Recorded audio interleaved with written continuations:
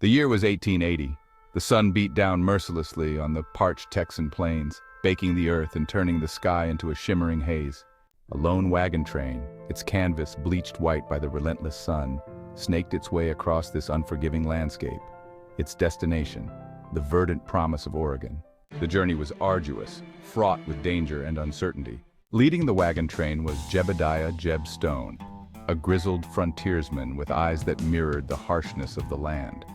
Jeb was a man of few words, but his weathered face and calloused hands spoke volumes of his experience and resilience. He had traversed these trails countless times, guiding families and fortune seekers towards their dreams. But this journey, Jeb sensed, was different. A palpable tension hung in the air, a sense of foreboding that settled over the wagon train like a shroud. As dusk painted the sky in hues of orange and purple, the travelers gathered around crackling campfires, sharing stories and meager rations. The comforting smell of wood smoke mingled with the anxieties that lingered in the twilight. Jeb, ever vigilant, sat apart from the others, his gaze fixed on the horizon, where the shadows danced and whispered secrets. Suddenly, a blood-curdling howl shattered the tranquility of the night. It was a sound that sent shivers down the spines of even the most hardened frontiersmen, a sound that spoke of a primal terror lurking in the darkness. The horses whinnied in fear, their nostrils flaring, their eyes wide with panic. The women clutched their children close, their faces etched with fear. Jeb, his senses heightened, grabbed his trusty rifle and scanned the surrounding terrain. The howl echoed again, closer this time, sending a wave of fear through the camp. It was a sound unlike any he had heard before, a chilling blend of canine ferocity and human-like anguish. As the moon cast an eerie glow over the plains, a figure emerged from the shadows. It was tall and imposing, its silhouette a grotesque mockery of a man. Its eyes glowed with an infernal light, and its teeth, long and sharp, gleamed in the moonlight. It moved with an unnatural grace, its limbs contorted at impossible angles. The creature, a dogman, let out another chilling howl, its voice reverberating through the night.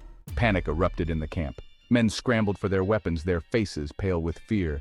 Women screamed and children cried, their voices mingling with the terrified whinnies of the horses. Jeb, his heart pounding in his chest, raised his rifle and took aim. He squeezed the trigger, the gunshot echoing through the night. The creature staggered back, its eyes burning with rage. It lunged at Jeb, its claws outstretched, its jaws open in a snarl. Jeb, with the agility of a man half his age, dodged the attack and fired another shot. The creature howled in pain, its blood staining the parched earth. It retreated into the shadows, its howls fading into the distance. The wagon train, shaken but alive, huddled together, their fear palpable.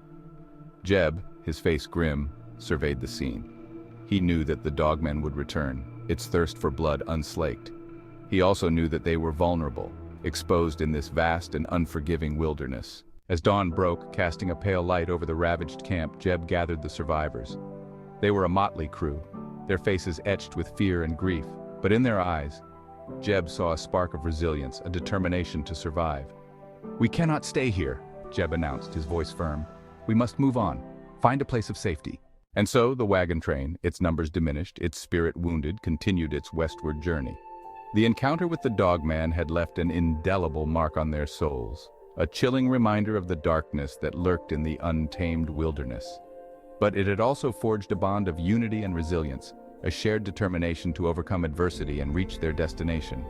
The journey to Oregon was long and arduous, filled with hardship and danger. But the survivors of the dogman attack, their spirits tempered by fear and loss, pressed on, their hopes pinned on the promise of a new life in the West. As they finally reached the fertile valleys of Oregon, the memory of the dogman encounter lingered, a chilling reminder of the perils they had faced. But it also served as a testament to their courage and resilience, a symbol of their triumph over adversity.